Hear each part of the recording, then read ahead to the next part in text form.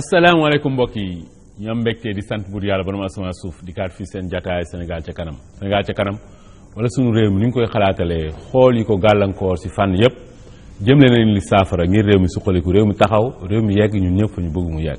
Sénégal réew la moo xam ni tey suñ koy lim si àdduna bi dañ koy boole si réew yi nga xam ne dañoo ñàkk dañoo néew doole réew yoo xam ni njàng meeg njàngale bi jàppandiwul wér-gu-yaram faju dama ko ñëw mbay napp sàmm mag ñi ndaw ñi jigéen ñi liggéey yooyu yëpp tey dafa am sooxe suñ réew suñ koy natt si àdduna bi waaye suñ réew mi suñ borom dafa def ni que réew xéewal la ndax suñ borom lépp luy xéewal lu doomu aadama aajowoo ngir jëm kanam suñ borom def na ko fi muy ndox di géej di dex di suuf su nangu di ay nit yu am xel di ay koom yu ne ñun am nañ ko léegi lu tax ñun ñu am yooyu yëpp ba pare suñu réew taxawul niñ ko bëggee loolu bés bu ne dañ si am gan yoo xam ne dañ fiy dikk ngir ñëy si yàbbi tey ñu ngi si ànd rek Ndeye Fatou Diop doomi réew mi la waaye ne fa la ca tugal ca gox bu tudd dëkk bu tudd Mérignac foofu sa peggu Bordeaux moom tegu foofu c'est maire ba ak it Xaali Ngom chauffeur si mutuelle de santé bi ñu am moom moo koy jiite Ndeye Fatou Diop di la nuyu la ziar. waaw Tunkara maa ngi lay remercier ci invitation bi di nuyu donc téléspectateurs yi nga xam ne ñoom ñooy la seetaan tous les jours Sénégal ci kanam. waa Bordeaux waa Mérignac sama doomu ndey Mayacine Diop ñoo ñëpp ñu ngi leen di ziar xaali yow ziar. waaw ñoo ngi delloo ziar Tunkara. ñoo ngi lay nuyu. di la gërëm di la sant ci invitation bi. ah déet ñun ñoo leen di gërëm sant sama jigéen bi nga xamante ni moom laa bokkal plateau bi tey. soxna Ndeye Fatou waaw da nga koy xool nànk nag. suñ xaali waaw kii sama jigéen la moom. sëñ xaali yow seen mutuelle bi moom depuis kañ la. waaw mutuelle bi nag ñoo ngi ci 13 mois yoo xamante ni biñ ko commencé ak léegi. loolu yàggul xam nga mutuelle bi moom daa am solo ndax lu mel ni chauffeuru Sénégal amul lenn lu leen tënkoon lu leen doon jàppale si wàllum wér-gu-yaram ak accident xam nga oto moom boo si duggee rek oto accident ñoo ànd kon loolu am na solo léegi fi mu toll nii ñaata chauffeur ñoo bokk si mutuelle bi chauffeur yi daal ñeenti fukki regroupement daal ak juróom benn ñoo composé mutuelle bi kenn ku ci nag lu gàtt-gàtt yor nga ñaar téeméeri nit ci sa ginnaaw. yéen seen mutuelle bi daa war a dox nag de parce que nit ñooñu ñëpp fu ñu nekk am aaja bu toll nii maanaam ay accident ak ay wér-gu-yaram loolu moom war naa mën a jàpp léegi yéen fi mu toll nii mutuelle bi lan nga ñu si mën a wax si lu koy jàppandal.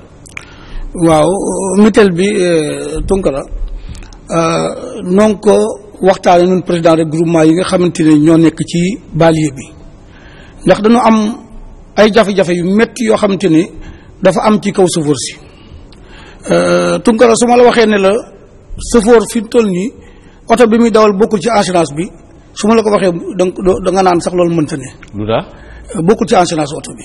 moom chauffeur si moom mi dawal oto bi. waaw. léegi nag su dee ne yàlla def na muy liggéey ba am teq-teq ci liggéeyam. léegi moom ci wàllu boppam su demee ba hôpital kenn du ko jël en charge fekk ay bokkam ñëwul hôpital duñu ko laal. mais loolu si assurance bi ngay am. option la bu la neexee nga ni da ngay jël option yow ñu boole la si waaye assurance bi ñu lay defal rek moom bu assurance bu neen bi boobu oto bi rek lay couvrir léegi nag mun nga jël beneen option parce que assureurs yi ñoom option yëpp la ñu am boo fayee ñu jox la bii boo fayee ñu jox la bële léegi yéen lan ngeen di dox lan ngeen bëggu seen mutuelle bi lan ngeen bëggu mu defal chauffeur si. waaw mutuelle bi comme li ma la wax rek mooy jafe-jafe boobu nga xam ne dañ koo am ci suñu amee ndog ci biir hôpital yi moo tax nu waxtaan pour créer mutuelle de santé. mutuelle de santé bi xam nga comme président de la république dafa wax ni dafa bëgg gox bu ci ne ñu créer fa mutuelle de santé te réew li koy doxal mooy kenn ku ci ne su président amee xalaatam bu rafet andi ko ci réew mi kenn ku ne jël ci la nga xamante ne moom nga moom. waaw non loolu yëpp d'accord nañ si xaali li ñu bëgg mooy yéen nga leeral ñu yow mutuelle bi. mu toll ni lan lay doxal chauffeur si. waaw mutuelle bi maanaam dañoo wut ay carnet de mutuelle carnet de santé. fi mu toll nii est-ce que chauffeur si ñoom gis nañ seen bopp si mutuelle bi ndax mutuelle bi mi ngi leen di saytu ñoom ni ñu ko bëggee. waaw mutuelle bi xam nga dañuy door a commencé ñu ngi ko war a inaugurer le 28 bii di ñëw. kon mutuelle bi inauguré gu leen ko. inauguré bon léegi foofu yéen dañ leen di jox dénkaane. parce que xam nga ñun Sénégal. dañoo bëgg ay titre. titre mooy man maay président man maay maire. man maay nangam sangam. su ko defee rek yow nga toog di xoggaliku ñu naan la monsieur le président te doo liggéey. léegi nag xaal yi yow dañ lay sas. nga liggéeyal chauffeur si. liggéey boo xam ne yow. toogoo fi pour sa bopp chauffeur si nga fi toogal te loolu bu bañ a doon ay wax rek. mu doon loo xam ne da nga koy jëfee. léegi-léegi di nga ñu wax ne est-ce que yow am ngeen programme boo tëral ne nii chauffeur si yéen. fii la ñuy jaar yoon wii la ñuy jaar. ngir mbir yi jàppane pour ñoom am ngeen programme. waaw am nañ programme ana programme ba. waaw programme bi nag maanaam am na ci loo xamante ni xam nga ñun dañoo ànd ak ay ñun jànguñu français dañoo ànd ak ay techniciens yoo xamante ni am na ci liggéey boo xam ne ñoom ñoo ko yore waaye mën naa laa tënkal mutuelle bi li nga xamante ni rek mooy yoon wi nga xamante ni moom lañ commencé ko fii la ñu toll.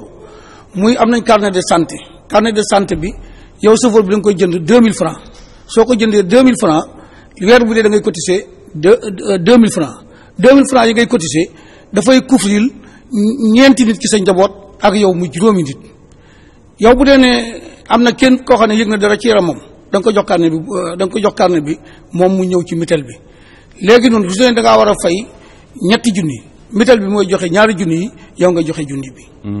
waaw loolu foofu lañ tollagul. waaw loolu de moom waaw. tey Fatou Diop. yow ñaata at a ngi nii yaa ngi tugal. maa ngi fa depuis 27 ans. ñaar fukki at ak juróom-ñaar. waaw waaye yow de waa tugal nangu nañ la bon.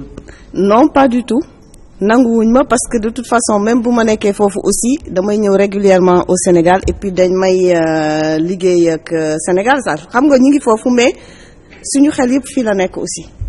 waaye yaa ngeen foofu moom parce que ñaar fukki at ak juróom-ñaar. waaw fu ko nit def moom. léegi boo matul fa la bokk de. ah waaw bokk nañ fa en partie mais fii la ñu cosaanoo daal donc yàgg duñu ñibbisi. yow fas nga yéen ñibbisi. incha allahu rabbi. léegi yow mairie Mérignac foofu. yow yaa topp si maire ba. waaw loolu jaloore la de. ah waaw jaloore la mais sama liggéey la aussi daal je me suis battue pour yegg si foofu. da nga doon politique. waaw politique la donc man parti socialiste français laa nekk maa ngi parti socialiste depuis 23 ans. ngeen yaa ngi jiite France fi mu toll nii. waaw ñoo jiite France mais c'est vrai que période bi ñu toll aussi xaw na metti tuuti ci ñun. xawul metti daa metti bu baax kay. waaw metti na mais loo gis ak da nga koy surmonter daal. parce que yéen élection yi passé. waaw daanaka dañ leen gagné foofu de Mérignac foofu. non ñun Mérignac ñun maire socialiste. moo falwaat daal.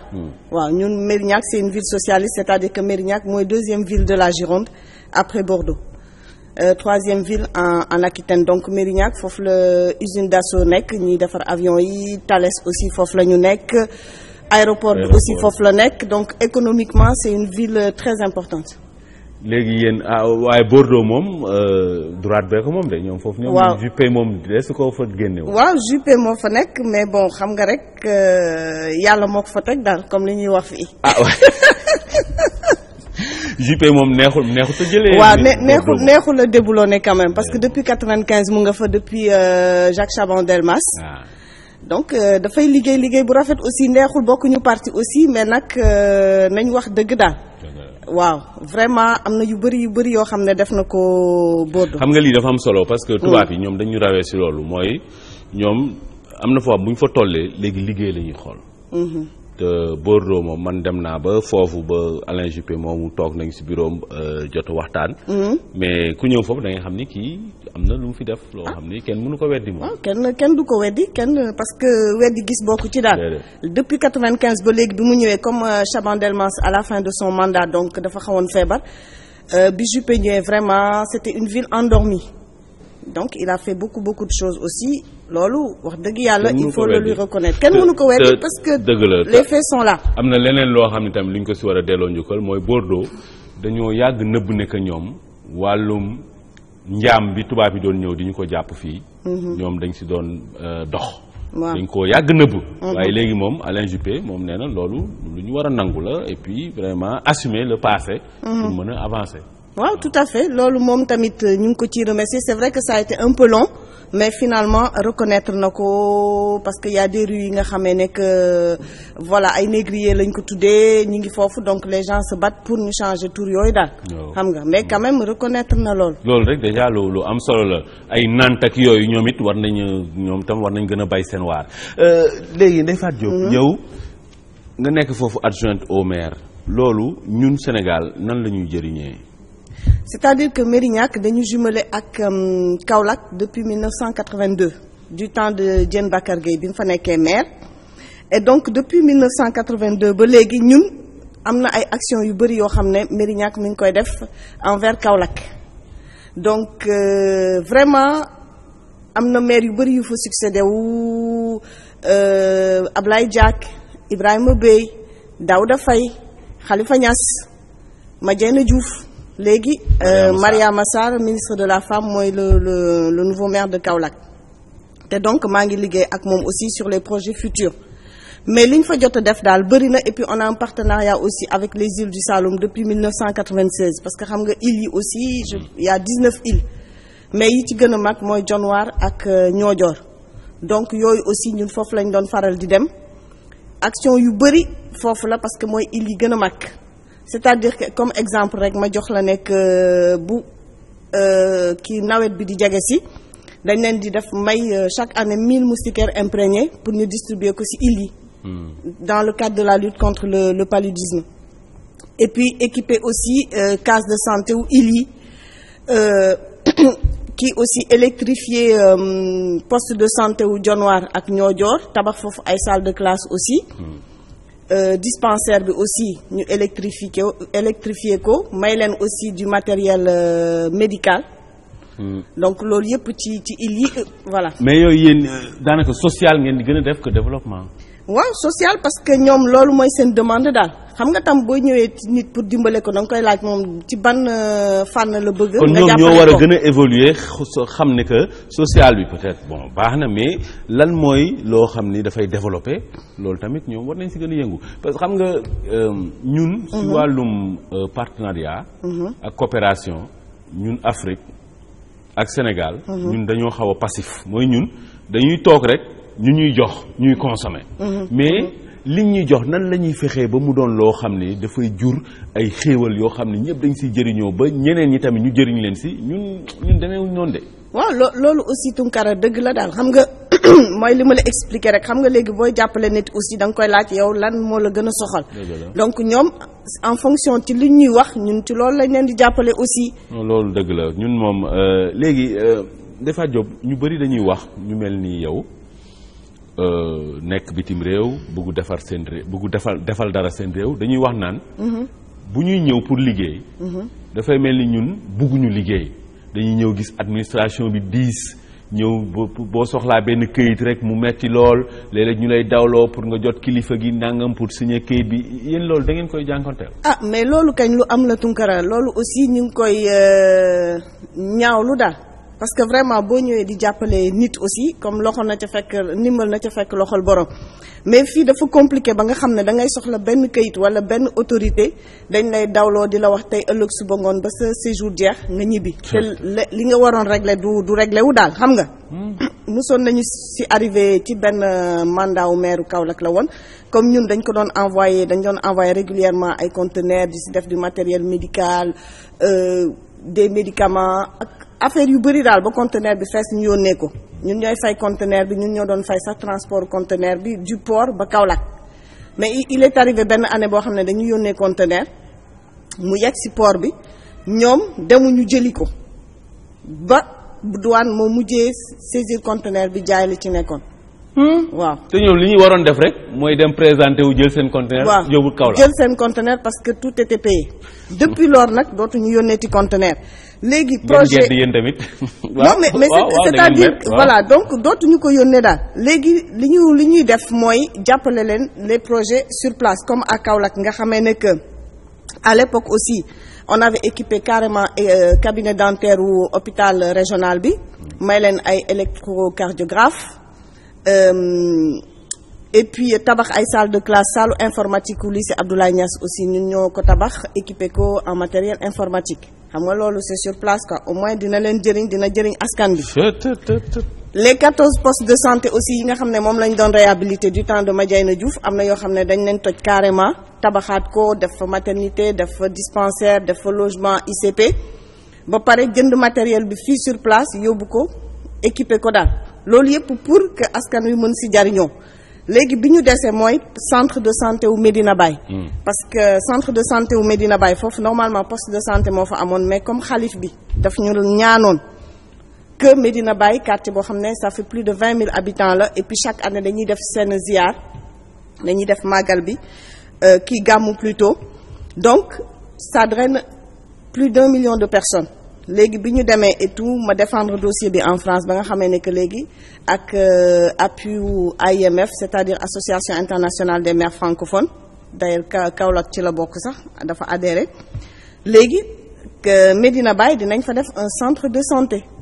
yéen yaa leen koy financé. ak IMF. ñaata la coût santé. mais ça fait 600 000 euros.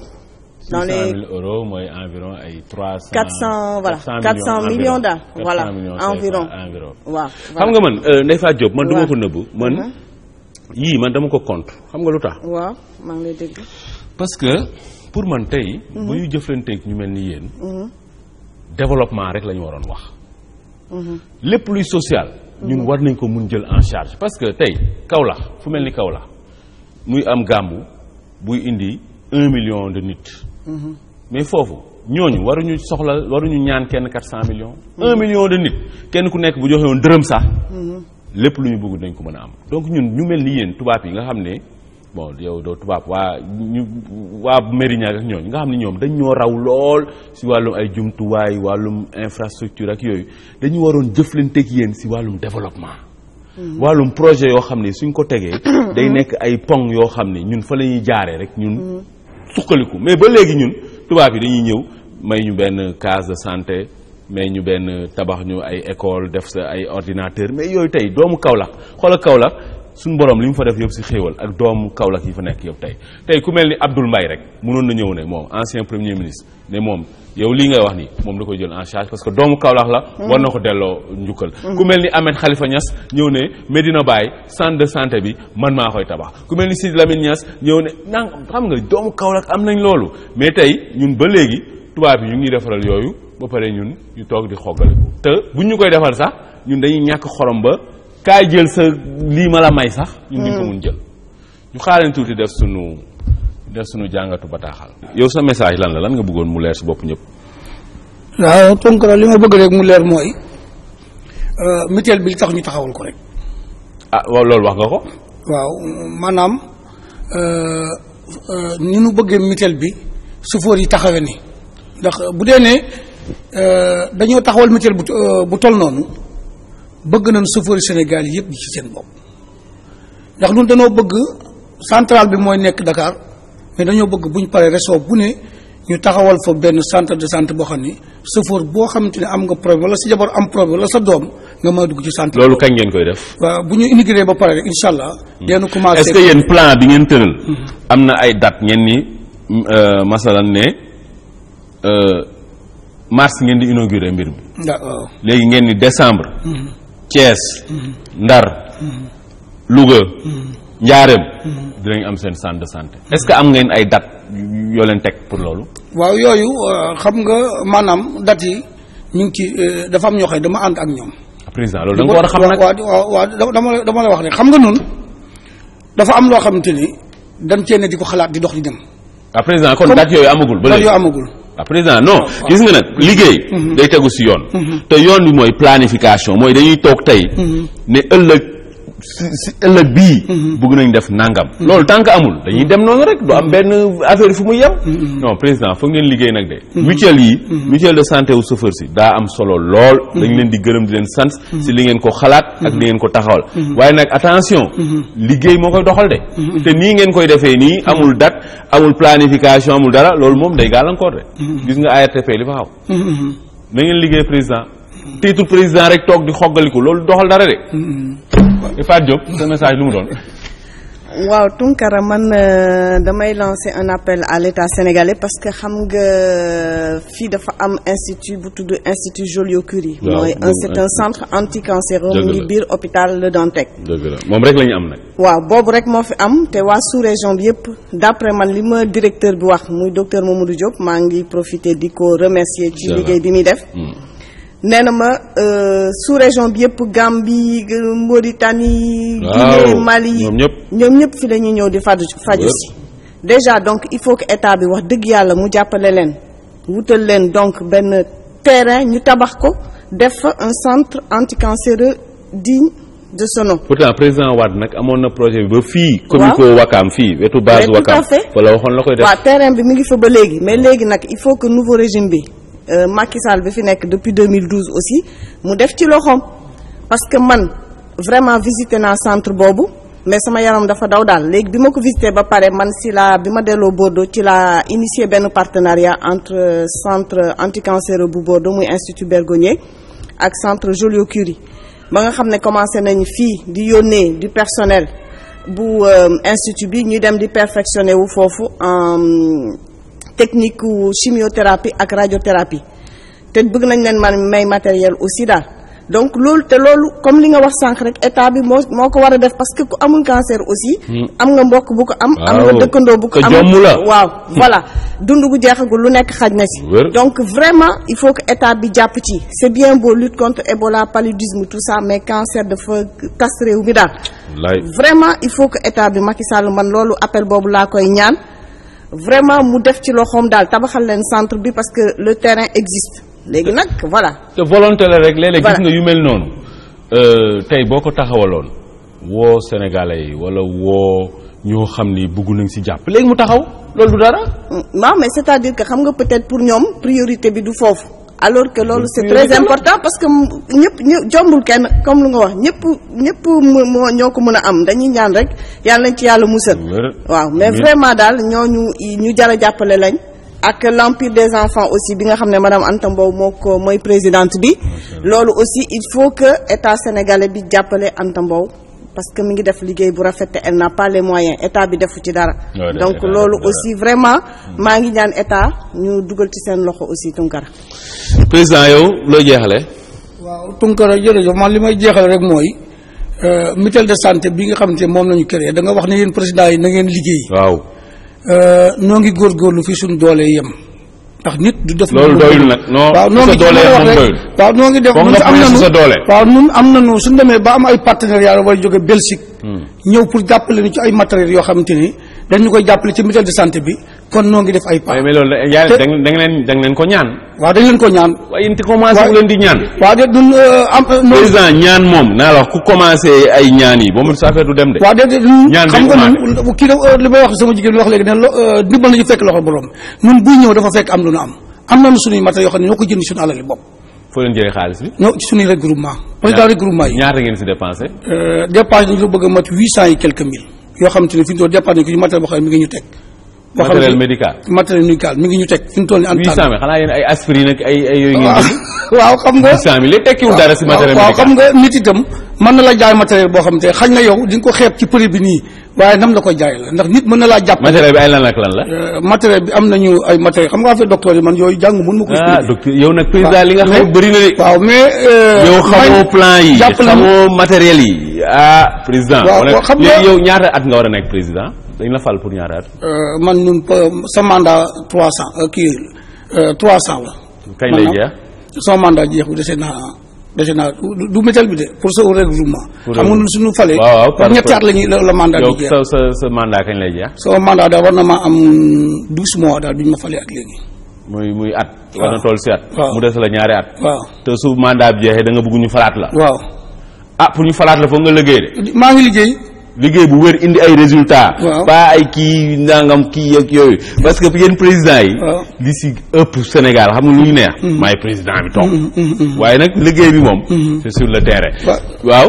Tounkara xam nga man soo liggéey da ngeen doo ba ngeen liggéey. waaw ñun noo ngi liggéey li nga xamante ne fi la nit da fam doole yoon fa la rek fa la mantool li ñu jéego yi ñu jéego mosuñu koo jéego kon buñ ko jéego ba agsi fii noo ngi bëgg nu itam président de la république jàpp ci. ñu mu si jàppee. waaw président xam na nu mu ci jàppee. naka ndax am na. bu leen ko ñaan dara de. génn ko ñaan. ndax moo suñu président dañoo bëgg mu jàppale nu ci mutuelle bi. may leen lan lu mu leen di may nu jàppale nu ci matériel boo xam te ne. koo xam te dugg nga fa nga mën faa. nga mën faa ñu dañuy ñaan rek. waaw ñaan rek ci la dañoo ñëw doole moo tax ñu ñaan itam Cheikh Kanté bu ñëw jàpp ci. moom tam mu ngi ñaan waaw Cheikh Amadou bu ñëw jàpp ci. mais lii wayaan la.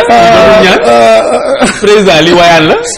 Serigne Ndour bu ñëw jàpp ci Youssou Ndour bu ñëw jàpp ci. non ñooñu nag dina bëgg ñëpp ñëw jàppale ñu ci mutuelle bi ndax ñu ay chauffeur lañu ci réew mi lañu dëkk dina bëgg ñëpp kilifa yëpp ñëw jàppale ñu ci mutuelle bi. Ngom waaw président mutuelle du wayaan. président mutuelle du wayaan. gis nga yéen nombre bi ngeen am chauffeur Sénégal. ni ñu toll. soxla wu ñu ñaan kenn. ñoom nañu ñaan seen borom. seen doole seen xel. doy na tey chauffeur si kenn ku nekk su joxe woon ñaar téeméer. pour régler problème matériel médical. régler na. buñ kenn ku nekk joxe woon ñaar téeméer. pour am tabax ay centre de santé. régler na. yéen bu leen ñaan kenn ñaan leen seen borom. seen doole ak seen xel. bàyyi leen léegi ak seen jàngat bu njëkk si bés bi. kii tey sunu jàngat suñu taxaw seetlu ñu ngi si ànd ak Abdelhaq Bengelloune doomi réew mi la waaye moom daa féete si àdduna bi yëpp fu mu toll nii di ingénieur si wàllum ingénieur biomédical lañ koy wax waaye di yëngu si wàllum entrepreneuriat maanaam daal nit ñi nan la ñuy def ba kenn ku nekk yow nga taxawal say mbir. Notre chronique d'aujourd'hui accueille Abdelhaq Bengelloune qui est ingénieur biomédical et qui est actif dans le domaine de l'entrepreneuriat. Abdelhaq Bengelloune, bienvenue, bonjour. Bonjour Tonka. Alors, ingénieur biomédical, c'est quoi? Un ingénieur biomédical, ingénieur boo xam ne la en fait il va étudier à la fois la peau, tout ce qui va toucher en fait l'être humain et tout ce qui va venir dans l'être humain. Ça peut être les lasers, ça peut être des médicaments qu'on prend. Donc on va étudier l'interaction entre cette chose qu'on va mettre et le corps humain. Voilà. Et ça, c'est des études en quoi? C'est des études aussi bien de biologie que de médical pur, parce qu'il faut s'y connaître. Par exemple, si je vais appliquer une molécule boo xam ne damay fecc une maladie de la peau, au moins essayer de comprendre cette molécule, comment elle va être absorbée dans la peau. Très bien. Alors, aujourd'hui, ce domaine-là, dans notre pays, est-ce qu'il est au point? Il y a des choses qui se font. Aujourd'hui, moi, je suis un ancien élève de l'école polytechnique. À l'école polytechnique, je sais que par exemple instant yi ñu ngi def ay affaires yoo xam ne incubateur lañ koy tuddee. Incubateur mooy lan mooy nit day am xalaatam xelam idéem ñëw dénk ko incubateur bi waxtaan ak ñoom. L'incubateur va réunir ay experts.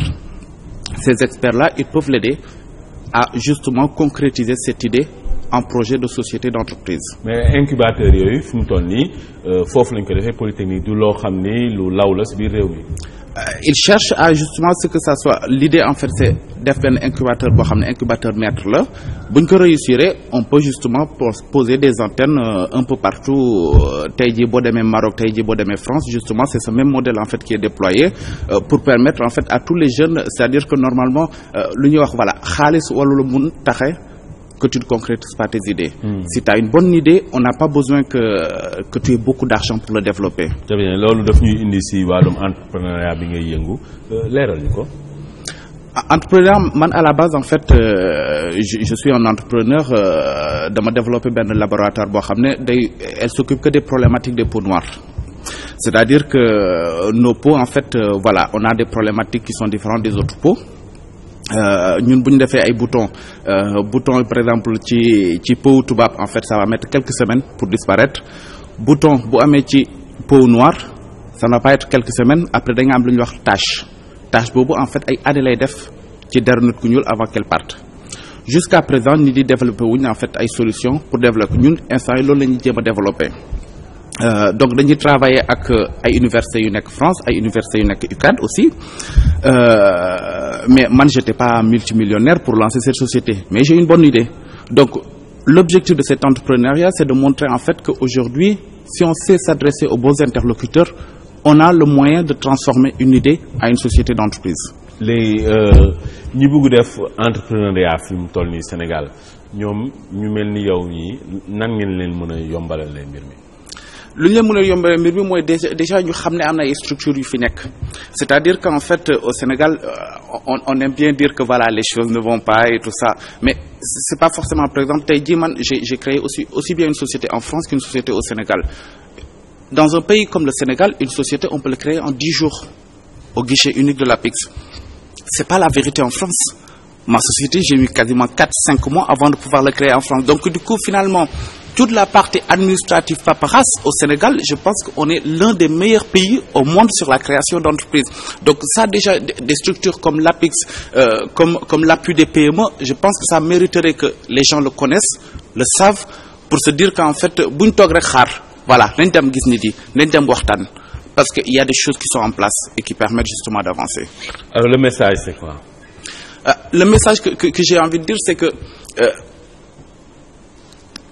tout entrepreneur buy bëgg a créer idée, il pense toujours aux banques. Alors que boo demee seeti banque, ton idée bu fekkee maturagul, ça ne sert à rien. Le banquier, il n'est pas là pour financer des idées. Mais il y a des structures yoo xam ne ils sont là pour financer ces idées. Il y a des structures yoo xam ne ils peuvent t'aider. Nit motul. Voilà, man bu ma nekkee ingénieur yow nga nekk juriste, xam nga bu fekkee mënoo ma wax côté juridique entreprise yi man mënu ma ko xam. Alors il faut nga dem ci ay structures yoo xam ne mën nañ ma waxal ak juriste, waxal ma ak avocat, waxal ma ak expert comptable pour au moins sama idée bu ma am mun mot ci côté juridique, mot ci côté comptabilité. Une fois que gis naa nit yooyu bés moo demee gis banque dina ne waaw kii réfléchir na côté juridique bi, réfléchir côté comptabilité bi, idée bi baax na, xëy na mën naa ko jàppale. léegi yan kuréel nga wax ñoom ñoo fi nekk pour loolu. maa ngi koy répéter, incubateur école polytechnique, APIX aujourd'hui il y a des chargés d'affaires qui sont formidables. Voilà, ça je pense ça mériterait. Il y a beaucoup les services économiques aussi de les ambassades de France, les ambassades des autres pays, ils aident beaucoup les gens qui portent leurs projets, parce que un pays qui n'a pas d'entrepreneur, c'est un pays en fait voilà où la base n'est pas encore solide. loolu moom lu wér la, surtout li nga wax sànq Abdel Haq mooy bañ a toog rek yàccaaral di xaar nit na dem fëgg ay bunt yooyu bunt boo ko fëggee du ubbi boppam. maanaam leneen moo koy ubbi te sunu borom yàlla moom moo nekk ci gannaaw loolu yëpp. moom su la ubbilee rek nga dugg. lan ngay jeexale? maa ngi jeexale di nuyu sa mbokk Saalum yi, je suis originaire de Kaolack, donc maa ngi nuyu bépp Kaolack quoi. sama jigéen Rabia Diallo moom maa ngi koy delloo jukkal moo bébé Mohamed. ñu bàyyi leen léegi ak seen vidéo du jour. 4 étapes pour être un meilleur leader.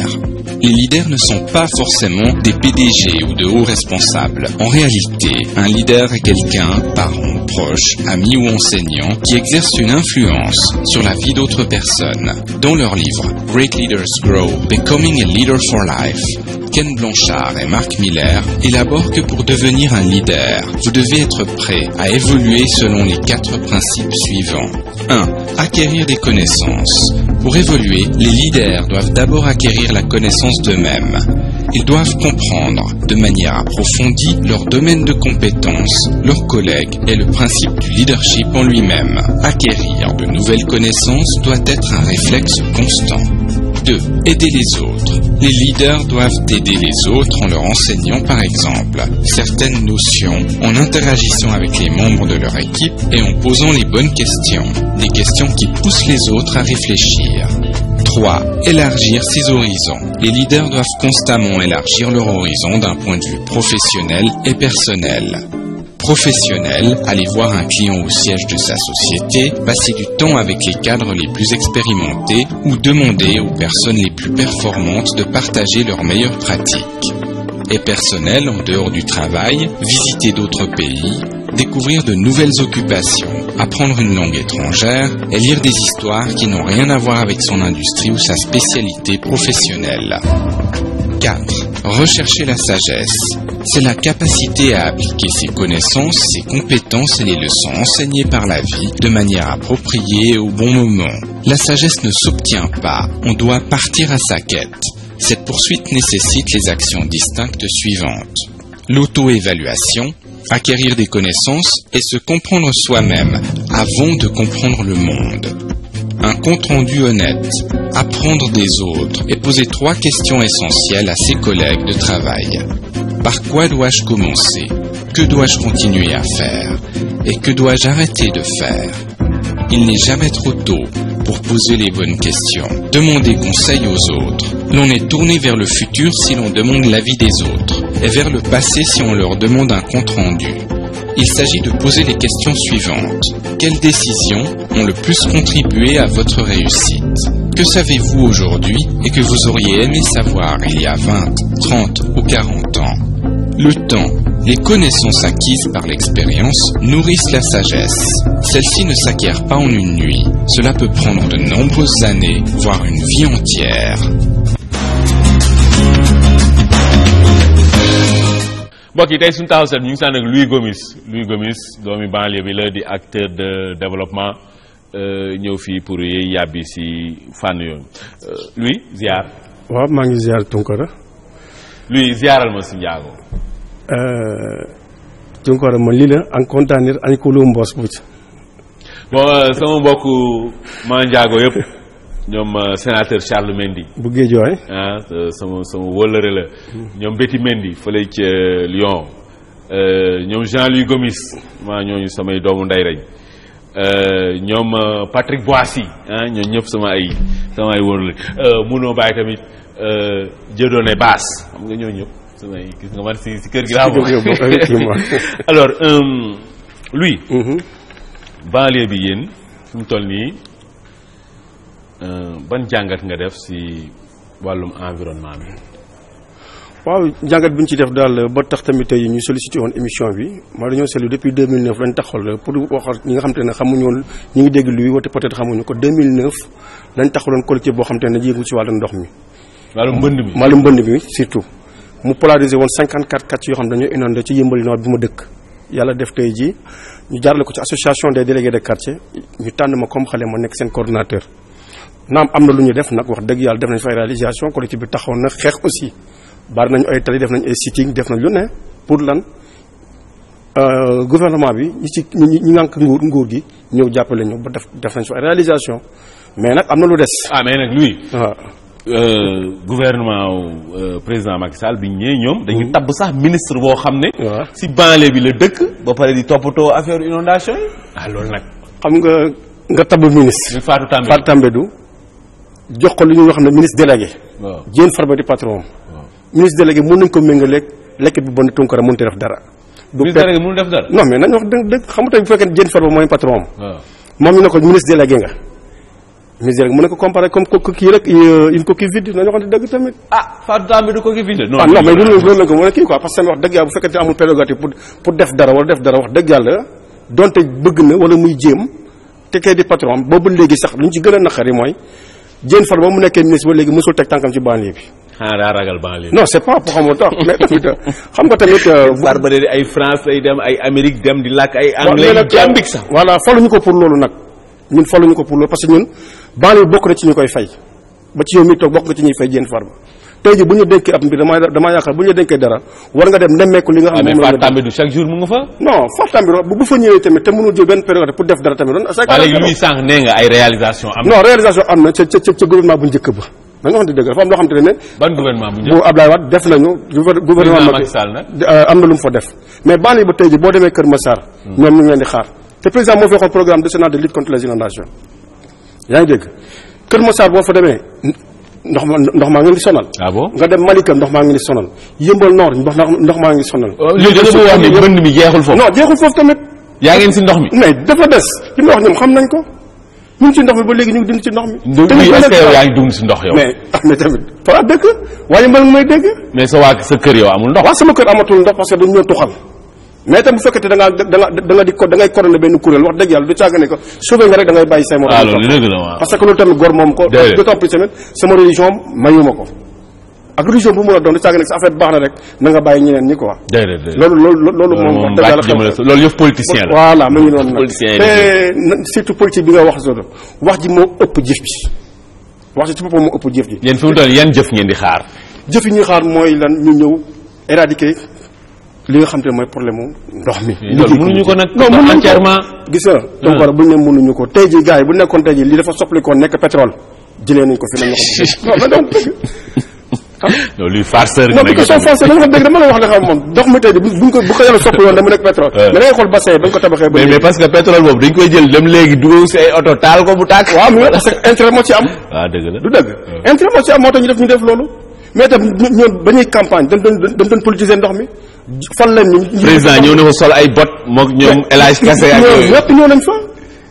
avant le président ñëw na Yeumbeul Nord en 2009. lan la waxoon. dafa ne buñ ko joxee réew mi dina ci saafara. te ba léegi ba léegi. waaye ku gëm diggu politicien yow la engagé ah. waaw d'accord mais tamit xam nga tey jii diggu politicien tamit la muy wax tamit ba convaincre la tamit ah loolu rek nga mën a jàpp tamit ba fal ko. waaw loolu di dëgg moom nag mooy xool digganteem ak boromam. sàmm kàddoom non mais nag dëgg nañ def loolu nga foog. non mais tamit lii da ngay gént wala li ma damaa contre. ñuy wax ne politique moo kàcc ak war ñoo yem déedéet ku mënul kàcc mënoo war mën a doo politicien loolu dafa baaxul. bul nax nit ki pour bëgg dara. ah politicien loolu la ñuy dox. dafa baaxul nag léegi nag loolu tamit il faut doomu aadama ne yeewu ci. man li ma ci gën a métti mooy budget 2015 bi li ñu ci gën a métti ñun. budget 2015 bi amul benn pàcc boo xam te ne jikkati nañ ko pour jagleel ko inondation yi lu dul 200 logements yi nga xam te ne dañ ko prévoir pour région yi may lim Fatick Bambey Kaolack Saint-Louis ak waaw mooy région yi may limal nii mais pour lan. bañu ñu ne carrément que ñooñu tamit nañ ci jafe-jafe war nañ leen a defal. mais xanaa non lui. waaye. Fatou Tambédou budget am. waaw inondation yi la. waaw mais loolu dañu fal ko mais bu fa. am na budget moom am na budget. bon parce que liggéeyuma foofu wóoruma ndax am na budget. la man ko doon caytu. tey budget 2015 bi. Fatou Tambédou ministère am xaalis bi ñu ko jagleel. xaalis boobu pour inondation yi. normalement ci inondation la war parce que loolu tax ñu fal ko kay xaar leen rek. non xaar ba kañ. ba gars yi feebar da nga koy gàttandu Tunkara. waaw loolu dëgg la du dëgg. moo gën faj du ñu xaar ba ndox mi ñëw këtt na affaire yi këtt na jonn ñu doog a wax naan fu mu toll nii ñu lancé plan Orsec ne def nangam mën dañ koy méngaleeg naan maanaam vache laitière la ci ñoom il faut que jafe-jafe am ñu doog a jóg marché gré à gré doog a mën a am ñu mën a am xaalis quelque part. franchement ñu loolu lañu gis. waaye xool tey jii bassin yi fa nekk tey jii mu nekk ay bàmmeel. bassin yi 2005 ba léegi kenn sécurisé wu ko. maar ya fa nekk tout le temps ngay dégg xale dee na tey jii ñoom seen wàll boobu bu ci seen doom buñ dëkkoon foofu tey jii seen doom di fa yeewu kon defal nañ ko dëkkuñu fa moo tax manque de considération nag la ñu seetlu ci ñoom li ci gën a garaaw te ñu koy dénoncé mooy député yi dëkk ci banlieue bi tey ku ci doon campagne ndox mi nga doon campagne ñuy woote budget bu toll ne budget inondation ci 2015 bi ñoom ñëpp ñu yàtt ci taxaw mel ni ay impôts non boobu nag ànduma si lui. Fatou Tambédou am na budget te budget boobu pour inondation yi. mais bu fekkee Fatou Tambédou dafay ñëw war a défendre budget am tey jii kan ma ko doon njëkk a jàppale du député bi.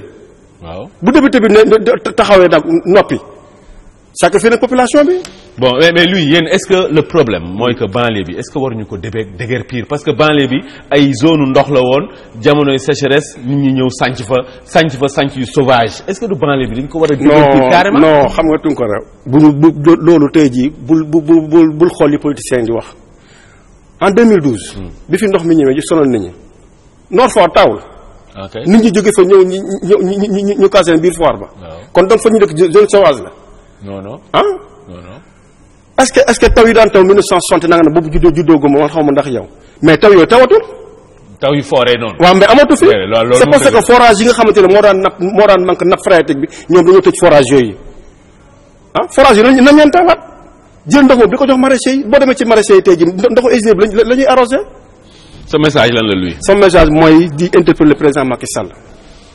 président sonn na de. non il faut ñu parce que moom moo laaj réew mi aussi. parce que moo laaj réew mi ku boot xaj. waaw ne ko nag xelu jën far ba dafa fattu ba tax na ñoom tey ji amul benn pàcc bu ñu jagleel inondation yi ren ca banlieue bi te moom moo fi waxoon tamit programme décennal de lutte contre les inondations ba ñu am confiance ci moom yaakaar ne dinañu régler problème bi mais ba léegi amul benn ouvrage à part bi nga xam te ne tey ji ñu ngi koy def à Gonaas mais amul benn commune tey ji booy dem tey ji gis fa machine bu taxaw. Gunaas mooy ñoom Malal Diallo. ñoom seen foofu moom nee nañ c'est très bien. non waa Gunaas ñu dégg te Malal boo xee loolu tamit tey ji Malal politicien la.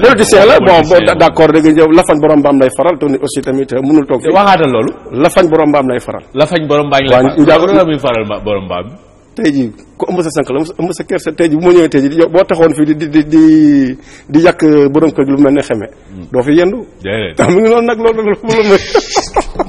bon luy tàggool si Mandiack. waaw balaa boobu aussi tamit di gërëm ñu ay nit yoo xamante ne vraiment surtout l'association des délégués de Yeumbeul. waaw luy di gërëm tamit Babacar Diop bu BDTP bi nga xamante ne moom fa ñëwoon tamit liggéey fa liggéey yoo xamante ne wax dëgg yàlla de publicité dañ koy gërëm.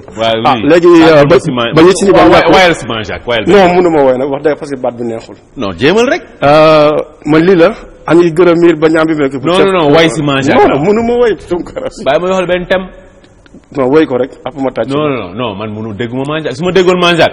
wayal la way boo xam ni mais nag xam nga way boo xam ni Grammy Awards laay dem jëli. disque d'or.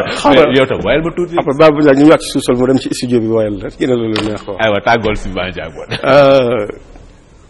ba yësi Mandiack ma doon bi ci pour émission Sénégal jëm ca kanam bi may bi Tunkara animé émission de Majidon émission de may ba ñaan ko teewul partout du mundo France du Sénégal andi la mbucc asalaam. bon ñoom Charles Mendy. ñoom waaw bi Charles Mendy tout cela ani ko lu mbos. Betty Mendy ni ba Sinji. ni ba Bokonji bi Betty Mendy turu baabo Tunkara jokko ma wala. ñoom Marie Mendy bi Marie Mendy Tunkara jokko ma wala mbos. mbokk yi day sunu taxaw seetlu dañu si ànd ak imam Makhtar Sylla moom ndongo la fële ca Fass Touré fa la jàngee ba mokkal alxuraan ñëw fii di ñu leeral ñoom si yi ñuy yëngu imam dina dalal la ziar. alhamdulilah wasalaatu wasalaam ala rasulillah wa ala alihi wa sahbihi wa man wala assalaamu aleykum wa rahmatullahi wa barakatu. aleykum salaam wa rahmatullahi wa barakatu. mbooleemu waa Fass Touré yëpp dalee si sëriñ ba ñoom soxna Ami Touré ñooñu ñëpp ñu ngi leen di ziar ñoom Moussa Mboup imam yéen ñi jàngee Fass Touré ñëpp lim bi ñaata la. waaw lim bi nag mënuñu koo xam mais bari na. ay junni yu bari sax. yéen seen promotion rek yow ba nga fay jàng. promotion bi ëpp na junni. ñu suñu promotion ëpp na junni te promotion yi fa jaar ëpp nañ léegi mat 100 wala ñu yegg ko. kan lañ xam koo bokkal promotion yow. bari na Habib Dieng Moussa Mboub ñu bari. Moussa Mboub yaa ñoo bokk promotion ñoo bokk promotion. ñooñu ñëpp jàng nañ alxuraan ba mokkal. tabarakallah jàng nañ ba góorgóorlu ba am ci liñ ci am. ñeneen ñaa ngi ci daara ji continue di jàngale ñeneen ñaa ngi liggéey. mais teewul ba léegi lañ doon jàng di ko dund foofa moom la ñuy dund ci biir commerce bi moom la ñuy dund ci biir économie moom la ñuy dund tamit ci biir daara ji moom la ñuy dund ci biir kër quotidiennement. xam nga daara daf si bokk si solo yu mu am solo yu bëri na lool. waaye ku génn daara. du chômer. déedéet xam nga lu ko waral. daara di def ci nit ki ñaar da ci def ci moom jom ak jub nit ki su xasee am jom jub rek da dul chômer am na ñaari ngànnaay yoo xam ne fu mu ko teg liggéey bu mu song man ko. lu wër. te itam wax naa bu yàggu ci benn télé rek ne bu ñuy wax informel. tudde ko waa daara njuumte la bu ñuy wax tamit intellectuel génne ci waa daara dañoo juum parce que intellectuel mooy ki def li ñuy wax enseignement supérieur bi gën a kawe mooy jàng alquran parce que alquran mooy source bi jóge ci yàlla amul benn xam-xam bu ko jege. ak beneen source bu yóbbu ci yonent sallallahu alayhi wasallam te mooy sunna yonent sallallahu alayhi wasallam ñaari source yooyu ku xes jàng yow mënut a tudd lu dul intellectuel mooy kuy sotti xelam rek. d'accord mais loo koy sotti nag. ak menuisier maçon njàng bind alxuraan mais kuy sotti xelam rek intellectuel. beneen bi mooy itam amit dafa am xam nit ki pour mu nekk intellectuel bokk na ci mu xam li tax yàlla bind ko. waaw mais loolu foofu nag léegi dañuy dugg ci biir diine. diine mais nit mun na bañ a nekk ci biir diine waaye intellectuel parce que intellectuel mooy koo xam ni intellectam mu ngi koy jëfandikoo. d'accord intellect mooy suñu borom li mu jox mbooleemu doomu aadama yëpp moom mooy al aql. xel moo ci gën. xel léegi yéen at mu ne. dafa am benn daje boo def. ren jii nu muy tëddee. waaw ñun at mu ne am na ñaari daje sax daje benn bi dañ ko tuddoo yawmu taaruf mooy bésu bi ñuy daje pour xamante mais ren dañ ko def yawmul Qur'an la journée de Qur'an boo xam ne dañ ciy jàngat al Qur'an dana am ay mbir yu fay xew yoo xam ne day aju ci alquran ni ñu koy jàngaleeg yenn ci façon jàng yi ci xew dana fa am benn table ronde bu fay am ci wàllu xam-xam. kañ lay doon. incha allah le 22 lay nekk dimanche le 22 février bi lay nekk si set lay nekk. salle unité africaine lay nekk incha allah taala. li ko tax a jóg tam bokk na ci tasaare alquran sunna jooju ci askan wi maanaam li ñu jëlee Fass Touré jëlee ko fa roote ko fa pour yaatal ko ci askan wi moo tax ñu invité ñëpp teg ko ci table ji ñu baree ngi ci d'accord mais am na ñu àggu ci seen loxo ñu fexe ba loolu àgg seen loxo ci façon njàngin ma façon tarbiya ba façon éducation bi am ca daara ja xam nga léeg-léeg ñu wax daara moderne mais Fass moom bi ñu moderne yàgg na. dëgg la bi ñu moderniser seen façon yàgg na booba modernisation gars yi bu dee xam nañ tur wi tamit jëmewuñ ko ci côté daara. waaw dëgg la non Fass moom foofu xel yee moderne ndax xam nga foo dem gis nga jumaa ja. ni ñu ko tabaxee amul i piliers ak loolu. loolu moom xel bu moderne rek moo ko mën a def. léegi message bi moom lu mu doon. message bi de mooy boo suñu mbokk daara alxuraan yi ak suñu mbokk jullit yépp ci delluwaat ci alxuraan ak sunna loolu mooy message bi gën a kawe ak delluwaat ci kenn ku nekk daara ja nga génne nga dugal fa sa loxo ak loo mën a doon moo xam yaa ngi ci jàngale wala secteur commerce loo mën a nekk rek nga yëg ne daara jooju la tabax yow war nga ko delloo njukkal te mooy delloo fa sa loxo ci noo ko mënee expérience moo xam ci wàllu finance wàllu compétence loo xam rek loo xam ne boo ko defee daara dana avancé ak daara fu mu daaraa nag loolu bokk nañu message yi ñu bëgg a jàlleel ci jeunesse bi. xam nga li ñu naan léeg-léeg waaw ñu nekk si daara ji kenn fulaal leen kenn faydaal leen xam nga loolu du dëgg gis nga daaw. waaw ñoom dañu ne li ñuy def mooy kenn ku nekk. école ba nga jàngee. da nga fay delluwaat nga seet loo fay def ñu gis président Macky Sall. delluwaat sa école am Fatick. Moustapha Niass fële sa Foundiougne. Moustapha Niass delluwaat école am Kër Madiabel. mais loolu ak lii ngeen def lu ko wutale. ñooyam. benn la rek. fu ñu ko tibbee te yéen bi ngeen koy def depuis kañ la. yàgg na fu ñu ko tibbee ba. ñoom xam naa mën nañ ko sàcc ci ñun sax mën na nekk parce que. léeg-léeg ñu yëpp dongo daara ba pare di sàcc ci moom ay. mais munoo c'est-à-dire amul pexe. gis nga dongo daara mooy li nga wax. xam-xam. du lenn lu dul dëgg. dëgg nag. daa am fu muy ballee. fi gën a kawe fu muy ballee. mooy suñu borom si boppam. subhanahu wa taala léegi kon ku tibbee foofu. yow munoo muusa ko waane. ba wër ko nombo. munul nekk. déedéet. munul nekk su fekkee tibbee na fa te li mu tibb mu xam ko dégg ko kenn mënu ko wër ndomba te itam diine dafay boole adduna ak alaxira maanaam diine nekkul rek jàkk ja julli génn. diine ëpp na loolu. diine mooy loo xam ne dafay mën a incarner dundu nit ki ci côté yépp ndar képp ko fépp fu mu jëm am na ay yoon yu ko diine jaaral yoo xam ne bu fa jaaree lam bëgg dana ko la muy wut dana ko am ni mu ko bëgg. loo jeexale xanaa rek sant ak kontaan ci émission bi xam ne mi ngi liggéeyal réew mi yaa ngi liggéeyal réew mi yàlla jàppale taxaw la yaa ngi ñu ko seqal. ñu ngi jéem mbooleemu ndongo daara yëpp ñoom Serigne Boub soo wëlëree ñoom Moussa ñoo ñëpp ñu ngi leen di woo kenn ku nekk yow sa daara nga bay fa waar waaye ñoom Moussa moom dëgg-dëgg ñoom ñu ngi bay seen waar ñu bàyyi leen léegi ak seen vidéo du jour. 4 étapes pour être leader. Les leaders ne sont pas forcément des PDG ou de hauts responsables. En réalité, un leader est quelqu'un, parent, proche, ami ou enseignant, qui exerce une influence sur la vie d'autres personnes. Dans leur livre Great Leaders Grow, Becoming a Leader for Life, Ken Blanchard et Mark Miller élaborent que pour devenir leader, vous devez être prêt à évoluer selon les 4 principes suivants. 1. Acquérir des connaissances. Pour évoluer, les leaders doivent d'abord acquérir la connaissance d'eux-mêmes. Ils doivent comprendre de manière approfondie leur domaine de compétences, leurs collègues et le principe du leadership en lui-même. Acquérir de nouvelles connaissances doit être un réflexe constant. 2. Aider les autres. Les leaders doivent aider les autres en leur enseignant par exemple certaines notions, en interagissant avec les membres de leur équipe et en posant les bonnes questions, des questions qui poussent les autres à réfléchir. 3. Élargir ses horizons. Les leaders doivent constamment élargir leur horizon d'un point de vue professionnel et personnel. Professionnel, aller voir un client au siège de sa société, passer du temps avec les cadres les plus expérimentés ou demander aux personnes les plus performantes de partager leurs meilleures pratiques. Et personnel, en dehors du travail, visiter d'autres pays, découvrir de nouvelles occupations, apprendre une langue étrangère et lire des histoires qui n'ont rien à voir avec son industrie ou sa spécialité professionnelle. 4. Rechercher la sagesse. C'est la capacité à appliquer ses connaissances, ses compétences et les leçons enseignées par la vie de manière appropriée au bon moment. La sagesse ne s'obtient pas, on doit partir à sa quête. Cette poursuite nécessite les actions distinctes suivantes.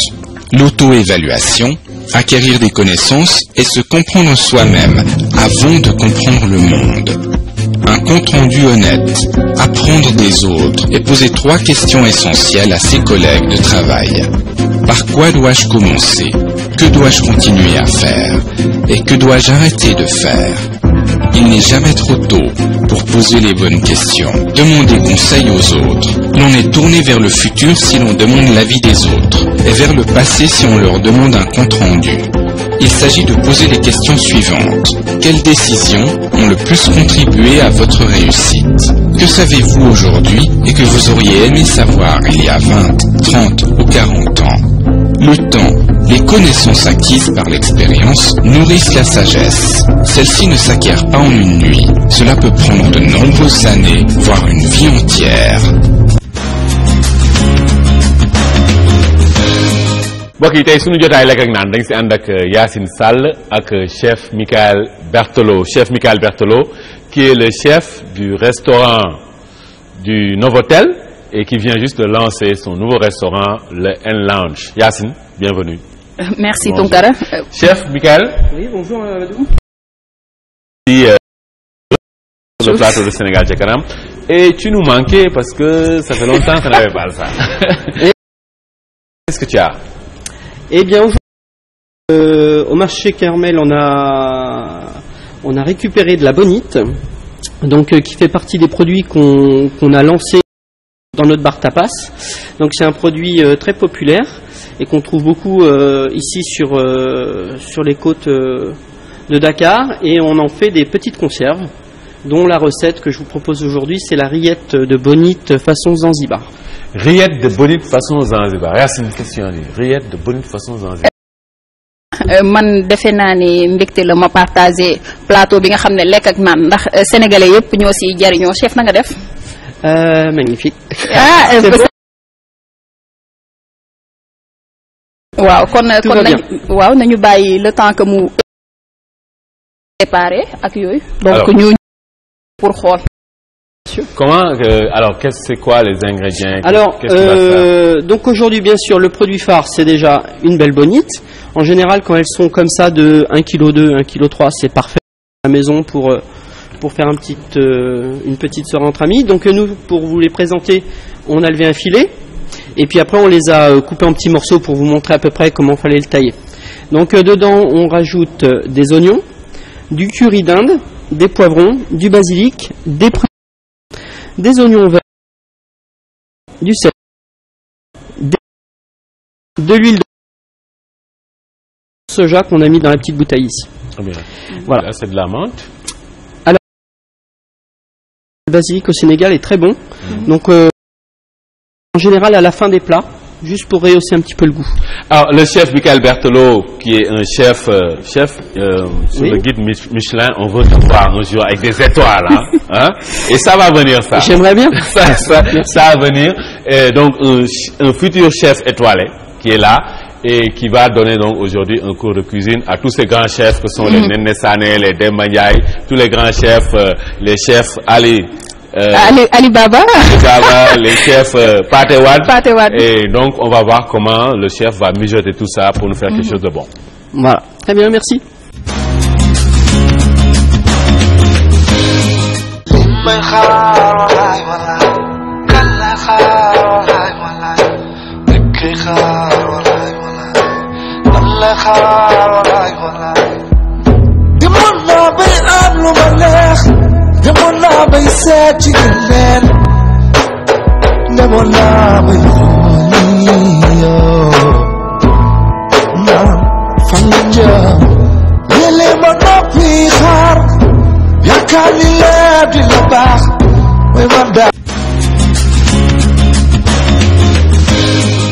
Alors nous revoilà avec le chef. Alors ça y est, on a utilisé nos petits filets de bonite, et donc je vous ai fait la petite rillette de poisson Zanzibar, tu vois, qui est là. Oui. On a mis un petit peu de citron, d'huile d'olive dessus, et donc j'ai préparé déjà des petits bocaux, donc qu'on sert comme ceci dans notre bar tapas, et qu'on déguste sur des petits croûtons à l'huile d'olive que je te laisse, si tu le souhaites, déguster. On va se partager ça. Voilà pour le chef. Eh bien, merci.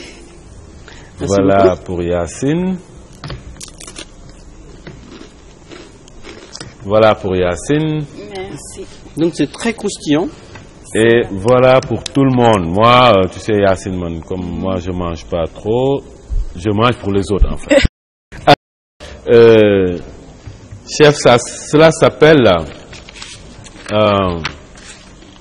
rillettes de bonite Zanzibar. Rillettes de bonite Zanzibar que chef Michael Berthelot, qui est le chef ici au Novotel et qui vient de lancer le restaurant N Lounge, nous a concocté et mijoté.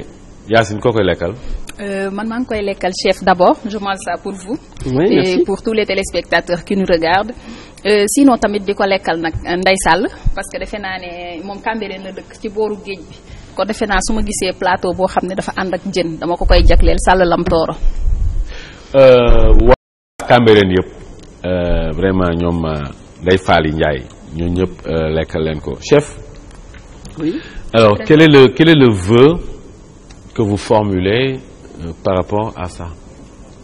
Eh bien, le vœu, c'est que ça plaise à un plus grand nombre, que vous veniez profiter aussi de la terrasse qu'on a dans le bel endroit du N Lounge, et qu'on continue à avoir des beaux produits au Sénégal avec tout le soleil et toute la joie et la bonne humeur qu'on retrouve ici à Dakar. Voilà. kii lekkal naa ko suma équipe yëpp ñoom Roxaya Daba ñoom Demba ñoom Lay Sarr ñoom Bàccili ak ñoom Ousseynou ñoom Oumar Diop toute l'équipe de Sénégal ca kanam saa yoo leen di seetaan Sénégal ca kanam c'est parce que ñoom ñooy def liggéey bi war ba lii mën a am lekkal ko tamit waa 2STV yëpp waa TFM du ma leen naa lekkal ñëpp parce que Kouthia dafa mun tooñ moo fay sa waay de. non Kouthia dafa mun tooñ yow it dafa mel ni ñooñu daal taamu nañu. non tooñkat yi moom lekkaluma leen mais yéen ñi nga xam ni yaa ngeen ñuy bàyyi xel yëpp ci àdduna il faut ñu lekkal leen. bismillah. Quel conseil que vous pouvez donner aux téléspectateurs qui regardent la 2S? Alors pour obtenir vraiment des bons goûts et ne pas pour avoir une bonne texture pour cette rillette de poisson, je vois que Mamadou, il faut les oignons avec la poudre de curry. C'est à ce moment-là où on a vraiment tous les goûts qui se dégagent. Après on met le et on met un couvercle. Et c'est là ça va cuire tout ensemble. Et là on arrive à les goûts qu'on aime bien. Alors si vous nous pour le plus grand nombre on évite d'en mettre, mais si les gens le demandent on en rajoute bien sûr. Tous les goûts ici, vraiment sucré, salé, amer, tous ces goûts-là, je les sens. maa ngi bëgg lekkal aussi sunu ay partenaires waa CCBM. waa xalima.com ñoom Lune ak ñoom Seydina Seck sunu tailleur Mor Fama. fii ci Sicap Binta Fall moom it lekkal naa ko bi. Chef, quel est le message? Bon appétit bien sûr. Et vous mangez pour qui? Pardon? Vous mangez pour qui? Parce que je mange pour toute ma famille, bien évidemment, et toute mon équipe, comme d'habitude, qui m'est fidèle, voilà. Chef Fatou chef Fatou foog ñu lekkal ko. chef Pathé Wade foog ñu lekkal ko. chef Latir chef Alibaba. chef Alibaba ñoom chef ñoom bàcc génn ak les jumelles. ci mode parce que bëgg naa juste pour gën a comprendre yan façon de cuisson la ñu war a mën a utiliser pour mu faciliter ñu li nga xam ne moom la ñuy wax manger bio, manger terroir. manger bon manger bon. manger bien. Pour revenir sur la mode de cuisson. Oui, n'hésitez pas à utiliser suivant. Par exemple, pour la cuisson de la bonite, on n'a pas besoin de beaucoup de matière grasse. C'est vrai qu'on en avait parlé la dernière fois, mais surtout on couvre avec. Là, j'ai amené un couvercle, par exemple, c'est avec ce genre de casserole que j'ai pu cuire ce plat, et on cuit à feu très doux. Et c'est là où justement on a une cuisine où on n'a pas besoin d'ajouter trop de sucre, trop de gras et tout ça, et on fait une cuisson à l'étouffée et on a un poisson qui cuit tout doucement sans se dessécher, et là à ce moment-là vous avez vraiment un produit qui a du goût. Ça te dérange pas si je t'envoie à mon équipe les Rokhaya, les Nafi pour que tu les... Tout ça? Ouais. Ak Nafi Diagne fële ci chef Michael Berthelot laa leen di yóbbu pour ngeen ñu ko fiy defal Yacine loo jeexale. li may jeexalee mooy di remercier chef bi ci disponibilité am di remercier mboolem téléspectateurs yi ndax bëri nañ di safoo li nga xam ne mooy Sénégal ci kanam ñu naan leen yàgg fi rek ñu nit ñu nekk fi rek di leen bégal. chef on donne rendez-vous au N-Lounge. On est là-bas du lundi. On vous attend avec un concert tous les mardis. Voilà. Concert, quel type de musique? Alors c'est un comme les tapas. On danse bien. Du blues, des belles chansons, tout en acoustique. Donc c'est vraiment un moment au bord de la piscine. Merci à tout le personnel du Novotel qui a été très diligent à participer aujourd'hui à Sénégal ca kanam. Un grand merci au chef Michael Berthelot. Un grand merci à vous aussi et Sénégal ca kanam continue tout de suite. Bon, nu ñaareel jotaay Sénégal ca kanam ñu ngi ci ànd ak Baye Modou Ngom. Baye Modou Ngom moom mooy jëwriñu Cheikh Ibra Fall fii ci Tëngéej ak banlieue Ndakaar yëpp ak it sëñ Abdou Ndiaye moom ndongo daara la waaye jëwriñ la moom bootu si waa kër sëñ Saliou Mbacke yàlla na ko yàlla dooli leer sëñ Abdou ziar. ñu ngi def ziar di la nuyu bu baax a baax te nuyu mbokki jullit yëpp. macha allah waa kër sëñ Saliou yëpp sama wóolare sëñ Saliou Mbacke di doomu sëñ Moustapha Saliou ñëpp ñu ngi leen di delloo njukkal Baye Modou di la ziar. sëñ Tunkara ñu ngi lay doole ziar di rafetlu invitation bi. rafetlu loolu dikk bi waa kër Cheikh Ibra Fall yëpp ñu ngi leen di delloo ziar sëñ Abdou fu mu toll nii yéen liggéey bi fu mu toll. xanaa ci kanam rek. macha allah ci kanam rek di la delloo nuyoo di nuyu waa kër Serigne nuyu sëñ Cheikh mi ci bopp bi ni yàlla bind nit rek nga xam ne da ngay tële doo indaale xam-xam neewaa ne ñu koy indaale wala ak man waaye nag dañ ko war a waajal ci xam akuk man ba bu màggee ba man mën a jariñ réewam dara comme jóge nañ ci état bu njëkk bi muy xalaxakum min doxfin alxuraan dani allahu lazi xalaxakum min doxfin nit day juddu di indaale xam-xam neewaa ne koy indaale du indaale man ñu war koo waajal ba nga xam ni li yàlla dëxëñ ci kaw suuf te xamalu ko ku dul nit mu mën koo jariñoo ba nit ñëpp man cee jariñoo ndax lépp daa nekk ci àddina lépp dafa nekk ci suuf muy njariñ ak lor waaye wa allama al aadama asmaa mooy da koo xamal li ci nekk lépp li ciy njariñ mu war koo génne moytu la cay lor comme génn nañ ci état bu njëkk ba toll ci man nag li ci des rek mooy jëmale lépp ci kanam. fu mu toll nii liggéey bi maanaam waar bi tey nan nga mën a xaymaa lu muy jëmee kanam. ci wàll gi ñu xamee rek lañ ko mën a xaymaa ndax àddina daa doon lu yaatu waaye nit ki mën na koo tënk ci li muy dund ak ñi muy jëflanteel mooy nit fokk mu xam borom am si dafa wax ne wa isa dallatil xuqulu ala xilmi fa ma sa taquluhu nusahaau xel bu sànkoo xel li mu war a dunde muy leeru xam-xam bu ko ñàkkee yow mi ko bëgg a labiré loo koy wax ba mu dégg ko la nga ko mën a wax ba mu dégg ko nit ki bu amul xam-xam boobu du mën a topp lu dul ay yaakaar. mais xam nga ku mel ni sëñ Saliou yal na ko yàlla dolli leer moom daf ñoo wanub yoon wi mooy moom bi mu ñëwee ñëpp xam ne nitu diine la jaamukatu yàlla la suñu borom waaye moom yemul ci loolu dafa ñëw fële ci Xelkom mu wane dëgg Pastef gu mat sëkk si lan la ñuy def ngir réew jëm kanam mooy liggéey léegi loolu ndax tey ñun yoon woowu ñu ngi si maanaam yaatal ko ndax ku mel ni sëñ Sall man dama jàpp ne ñoom suñu borom daf ñuy indi ñu mel ni ñoom ngir ñu niitu moom dafay ñëw sànc benn mbir mu nekk benn poñ léegi nag poñ yooyu ndax ñun léegi dinañ ko multiplier ko mu dem fii ñun ndax loolu taxaw nañ ci taxawaay yow. ñu ngi ci toll dama lay yëgal ni la xel ko ma mujj daanaka ñu ngi ko sañ 93 waaye moom li wér ba wér mooy bi muy tàmbalee sañ ci daara boobu ñaar fukki atam yées na xam nga boo seetee lu mbel see got xaban xel ko ma ci mujj moo tax ñu ne xel ko moo jaa at siyaadatu am kunin arda Sëriñ Tuubaa bi yaawul baaxi waaye booy seet doomam ju ndaw ji ñuy wax sëñ Mourtala at yim toll li muy def tey jii bi sëñ Saliou yi toll fii mu tolloon defut loolu. bon léegi sëñ Saliou def na ñoom sëñ Mourtala ñu def mais léegi nag yeneen taalibe yi tey est-ce que mbir sëñ Saliou lu mu def tey nit ñi ñu ngi siy niitu ba di ko fulal mbir mi. bañ ko rek tënkaat si sëñ Saliou ak doomam.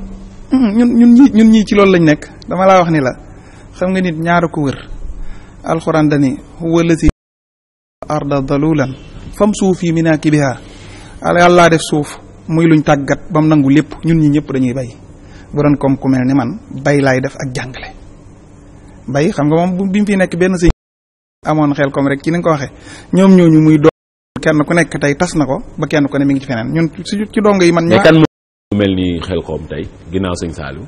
Xelkom daa tas sëñ Cheikh fi ñu toll boo seetoon kër gi ñu nekkoon nga xam ne 313 moo ci daa nekk léegi daa tabaxaat yeneen ñaari daara ci kanamam benn daara boobu defaat na ñaari daara benn bu ne defaat na ñaari daara ci kanamam xam nga loolu yokk la bu doon benn bi rek sàmm ko ba du suuf mën nañoo wax ni baax na mooy téye turaas bi waaye fexe na ba benn bu ne nag mu tabaxaat ñaaram ca kanamam. mais nga man waxeewuma foofu man fi may waxee mooy ñun ñi tey dañu comprendre mission bu mel ni mission sëñ Saliou ndax moom daf ñu waroon leeral ñu gis ne que kii taxawaay bi mu am ñun moom lañ war a am pour ñu dem kanam. moom mu sanc Xelkom man tey gisuma keneen sanc lu mel noonu. comme créé ji lu mel ni Xelkom. taxaw loolu laa lay bëgg loolu kañ loolu am na di loolu bari na fi ñu toll bu doon comme suñ Cheikh mi xam nga xaabaan. xaabaan man. xam nga bustaan. waaw fu mu nekkee. bustaan fii ci Njaareem.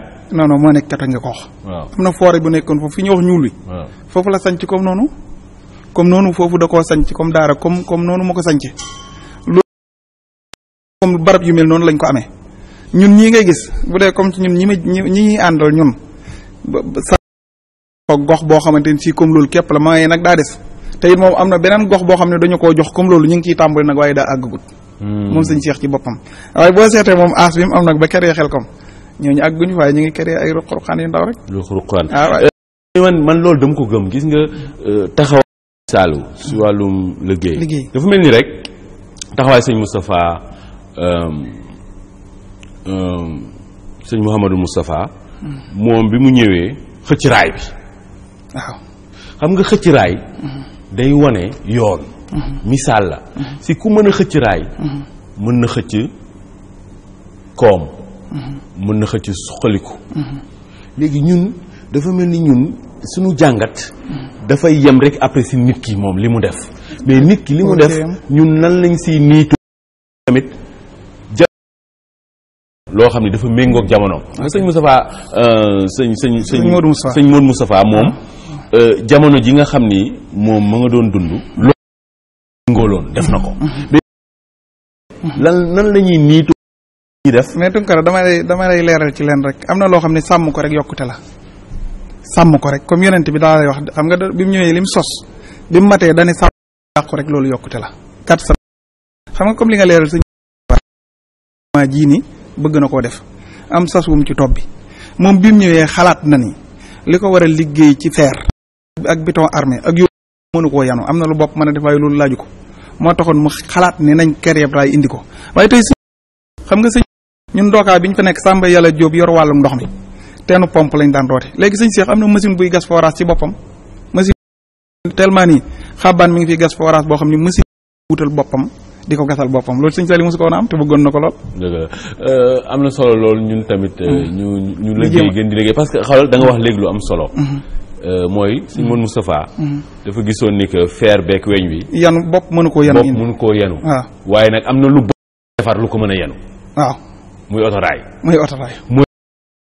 saa yoo ko xellee mën na si laa jural loo xam ne yow sa njot sax mën a fa woon a yegg. mais dama lay wax gis nga sëñ Modou Moustapha raay gaar bu mag fala raay bi yemoon gis nga sëñ Fallu bi mu ñëwee bëggaat mu gën a gaaw moo ko xëccaat ba ci gaar bu ndaw waaye gis nga jumaa ji moom laata mu fiy jóge dana yokk ko moom ci kanam amatut nañ koy yokk ci ginnaaw ak wet yi xam nga kanamu jumaa ji yokkatut ndigal la goo xam ne sëñ Fallu ko des léegi nag dañ koy taara waaye laa am loo xam ni sàmm ko ba du yàqu rek ak yokkute léegi sàmm benn mbir étape la waaye yokk nag beneen étape la yokk ko beneen Amadou ziar bu wér yow mii liggéey bi nu mu tëddee foofu ci Rufisque ak banlieue. waaw ñu ngi lay sant bu baax di la gërëm di ñaan sëñ Sidi Mokhtar Mbacké yàgg fi loolu te ànd ak wér di ñaan sëñ Cheikh Jëmb Fall yàgg fi loolu te ànd ak wér ak njaboot ak maam Cheikh Rafal yëpp di sant suñu buntu ci maam Cheikh Rafal muy sëñ Cheikh Ngounda Fall ibnu maam Saliou Fall maam Cheikh Rafal su ni mu demee si Tëngéej ñu ay Baye Fall lañ ay Baye Fall lañ Baye Fall yi Tëngéej yëpp ñoo lëkkaloo ànd. ñaata lañ Baye Fall yi Tëngéej yi. li ko mooy ñaar fukki daayira ak ñeent 24 daayira moo composé kuréelu maam Cheikh Rafal ci Rufisque te banlieue bi ak seegul. est-ce que limu nit ñi si nekk it xam ngeen ko. waaw lu mu gàtt gàtt daayira bu nekk am nga téeméeri nit. mbaa waaw am nga téeméeri. lu mu néew. lim boobu laa la jox rek daanaka juróomi junni la de. waaw lu mu néew waaw lu mu gàtt gàtt rek toll na ci loolu te. banlieue bi ak seegul. banlieue bi mooy Pikine. ay maanaam département bi. waaw waaw maanaam ay kam ba Njaxiraat. Tivaouane Peul. Kër Ndiaye Lo ba Tubaab Jalaaw. waaw yooyu yëpp ci la bokk ci banlieue bi la bokk. léegi nag dañ ne nag bala ñu. nanu fexe maanaam ba lii te ñu fexe ba maanaam mokkal ko nooyal ko ba liggéey bi tegu ñu soog a nag jóg nag dugg ci biir banlieue bi. waaw liggéey bi moom lan la. waaw liggéey si naka. ñun ay soldat ay Baye Fall lañ dama ñu bàyyil muy xidma liggéey jaamu yàlla ñu xool na tey ji ndaw ñi bari na ñu bari ñoo xam ne ñu ngi daw riir jëme ci maam Cheikh Rafal te xamuñ ni ñu jariñoo ci Cheikh Rafal te ñun nag kenn ku si nekk daayira bi nga sàmm nga ci te bu ëllëgee ñoo laaj mbooloo mi yow lañ njëkk a laaj kon ñu xam ne ñun am nañ jëwriñ ju ne am nga part de responsabilité. ñu lëkkaloo Baye Modou ba léegi tamit waxoo liggéey bi lan la. waaw liggéey bi moom mooy jëf te yàlla tax ñu ngi def ay action yooyu lan la. waaw action yi nag moom mooy ñu ngi bay ay armeel gratuitement di fa wàcc ay kaamil di fa togg ay xéwal waaw. di bay hôpitaux Youssou Mbargane ñu ngi koy bay. di fa wàcc kaamil setal bay ñax mi chaque année dañ koy def waaw boole ko wàcc kaamil togg ay xéwal waaw lu ñëpp bokk daal. ñun kuréelu maam Cheikh Rafal bi dañuy ñëw engagé wu liggéey ko. Baye Fall tamit boo demee léeg-léeg Tëngéej.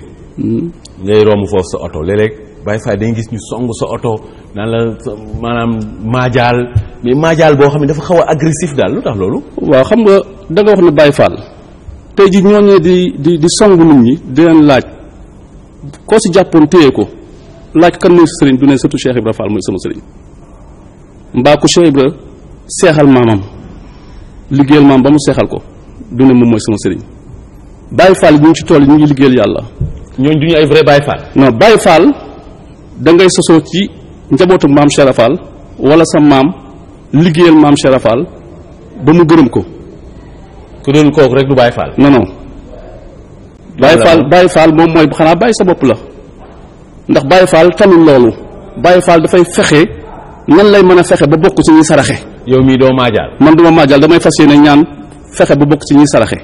kon ñi ñuy gis léeg-léeg ñu ñëw def tànku neen kii yori rasta sol yi kii njaxas ak yooyu di maajaal ñooñu du ñu Baye Fall. ah ñoom daal ñun de Baye Fall ñun waa njabootu maam Cheikh Rafal.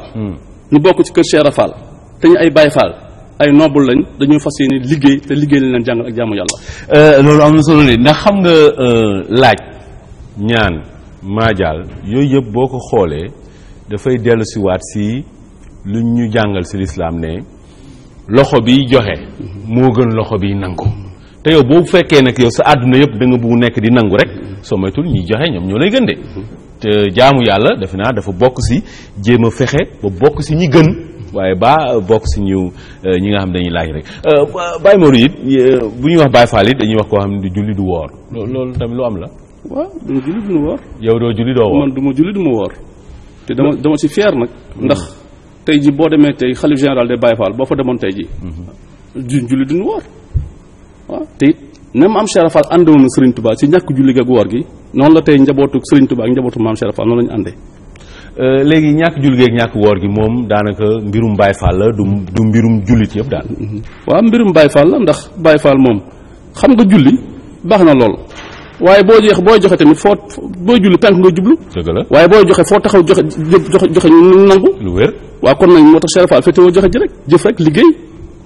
mënoo développé am réew te liggéeyoo. loolu dama see ànd. waaw mais est-ce que ñaari mënuñu ànd sama laaj loolu ndax tey joxe bi comme ni nga ko waxee foo nekk rek joxe ñu nangu. ndax loolu tamit mënul ànd ak julli. waaw xam nga bu fekkoon ne ñun sunu maître daf ñoo woon loolu bàyyil ñu ko fi kon bu ñu ñëwee ci loolu la ñuy jaar rek waaye nag ku la jàngal métier mooy sa maître te Cheikh Fall mënu jàngal métier. waaw kon nit ki li nga jàng rek ngay tari. mais léegi bu ñuy wax jullit tamit mooy jullit xam nga mooy kuy julli. léegi alxuraan moom lan la wax si loolu. yéen da ngeen yow jàng alxuraan. kan man waaw man de nafar naa ci xam naa ci tuuti waaye nag li ma fi gën a féetal moom mooy xidma liggéey. mais alxuraan moom xam nga lan la wax si julli ak yooyu. julli de baax na lool de. alxuraan lu mu si wax. lu mu wax julli julli ñëpp xam nañ ko. mooy julli yëpp xam nañ ko da ngaa war a julli waaye ñun ay Baye Fall lañ moom. léegi alxuraan dafa ni da ngaa war a julli léegi Baye Fall xanaa da ngay am exemple. déedéet Baye Fall moom dañoo war a liggéey Baye Fall day liggéey Baye Fall dafa jël léppam jébbal ko Serigne Touba waaw maam Cheikh Fall dafa waxoon Serigne Touba toppal yàlla yow mi xam yàlla man ma topp la bëggal de liggéey rek. waaw. waaw loolu est-ce que tey jii da nga wax lu am solo mooy alxuraan li la wax ndax du alxuraan mooy nattukaay bi gën a kawe. waaw mooy nattukaay bi gën a kawe waaye nag dafa am loo xamante ni. est-ce que alxuraan war nañ ko wax naan waaye. bu ñu nee alxuraan rek dañu war a jébbalu de wala. dama ne Serigne Touba moo am mooy alxuraan moo xam alxuraan. waaye Cheikh Fall xam na alxuraan waaye dafa féetewoo liggéey ak bëgg Serigne Touba. benn waaye dafa mës a ñëw laaj Serigne Touba basmala. sëñ bi na ko leeral si basmala. sëñ bi balaa mu koy tontu mu joxe benn dénkaane mu ne mun ñuy digal ñu topp ngiru imam Malik. ndax imam Malik ku dëggu la ku maanu la. mu ne waaye moom sëriñ bi am na ay mbiru boppam yoo xam ne moom moo ko jagleel boppam digganteem ak boromam loolu moom dugalul ci kenn mais ñun nañu topp ngiru imam Malik. ndax léeg-léeg tamit islam du indi yoo xam ne comme alxuraan li muy wax yonent bi sallallahu alayhi wasallam rek ne ko yow xaalisatan laka min dunil muminin am na yoo xam ne alxuraan yow la ko yàlla suñu borom yow la ko jagleel mais ñeneen ñi seen yoon new ci.